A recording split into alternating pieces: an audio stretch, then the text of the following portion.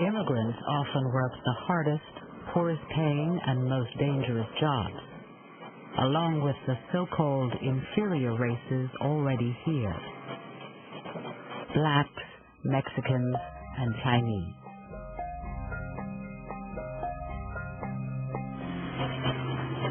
Cities with enormous slums developed as the ugly side of industrialization. Ugly both in terms of the aesthetic of American cities, but also ugly in terms of the solidifying of class differences and class tensions. As all of those things became apparent, the immigrant became the symbol for what America might be becoming. By 1910, 58% of American mining and factory workers were immigrants. Like Mexicans and African Americans, Italians, Slavs, and Jews were often desired as laborers, but also feared, seen as promiscuous, lazy, or stupid. Some saw it as a racial invasion. Charles Davenport, a famous biologist, expressed those fears in 1911. The population of the United States, wrote Davenport, will, on account of the great influx of blood from southeastern Europe, rapidly become darker in pigment, smaller in stature, more given to crimes of larceny, kidnapping, assault, murder, rape, and sexual immorality. And the ratio of insanity in the population will rapidly increase.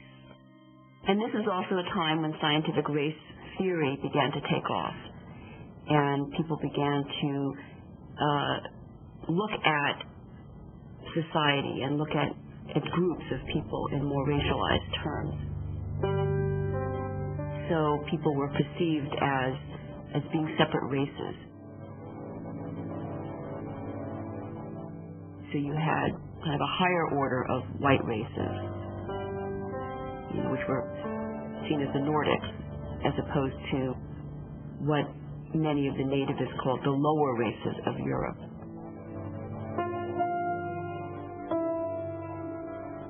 There are various groups like the American Breeders Association, the Eugenics Research Association, who not only are doing research on various racial types, in this case, Hebrews, Slavs, Mediterraneans, what we would call now the Caucasian race, would break it down to 35 or 37 or 45 races for study.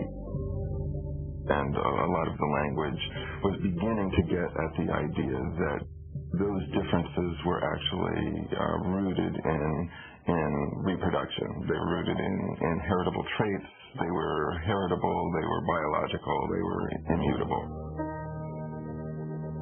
The more the newcomers were forced into low-paying jobs and diseased tenements, the more these conditions were explained as natural consequences of their innate racial character. Biology was destiny. Which side of the racial divide you found yourself on could be a matter of life or death. Between 1890 and 1920, 2,500 African Americans were lynched in the South. In 1915, Leo Frank, a Jew living in Atlanta, was pulled from jail and hanged by a mob for allegedly killing a white girl. Writing about the lynching, a black journalist wondered, is the Jew a white man? Some historians have suggested that these new immigrant groups from Europe were in-between peoples. They were in a transitional stage when compared to Anglo-Saxon Protestants. Groups such as Italians or Jews were seen as not being fully white, perhaps. But when compared to African Americans or when compared to Asians, their whiteness became more salient, became more visible. Could European ethnics become fully white and thus fully American? By 1910, a new term was entering popular culture to describe the transformation of Europeans. The phrase came from the title of a Broadway play by Israel Zangwill. God, said Zangwill, would melt down the races of Europe into a single pure essence, out of which he would mold Americans. So when the Irish, when Germans, when Italians were coming and they didn't speak the language, they didn't know the culture, the idea was they will assimilate into Americanhood. They will become American, which in the American tradition has meant white American. But that melting pot never included people of color. Blacks, Chinese, Puerto Ricans, etc. could not melt into the pot. They could be used as wood to produce the fire for the pot, but they could not be used as material to be melted into the pot. Whiteness was key to citizenship. In 1790, Congress had passed an act declaring that only free white immigrants could become naturalized citizens. After the Civil War, naturalization was extended to persons of African descent as well.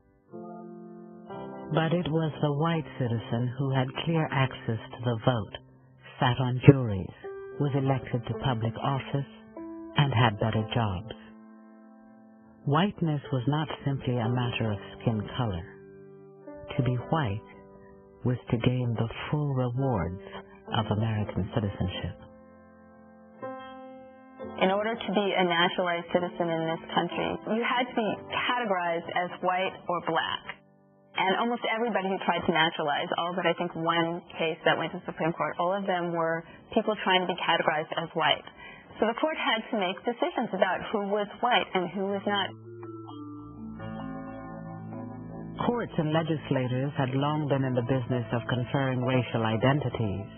In the South, to enforce Jim Crow segregation and laws against mixed marriages, courts had to first determine who was black under law. And here's where it really gets interesting. You got some places, for example, Virginia law defined a black person as a person with 1/16th African ancestry. Now, Florida defined a black person as a person with 1/8th African ancestry. Now, Alabama said, you're black if you got any black ancestry, any African ancestry at all. But you know what this means? You can walk across a state line and literally, legally change race. Now, what does race mean under those circumstances? You give me the power, I can make you any race I want you to be, because it is a social, political construction. In 1909, American courts had that power. That year, the U.S. Court of Appeals in Massachusetts ruled that Armenians, often classified as Asiatic Turks, were legally white. If Armenians could be designated white, what of the other so-called Asiatic races? Filipinos, Syrians, the Japanese. Could they also petition successfully to be designated white by the courts and thus become Americans?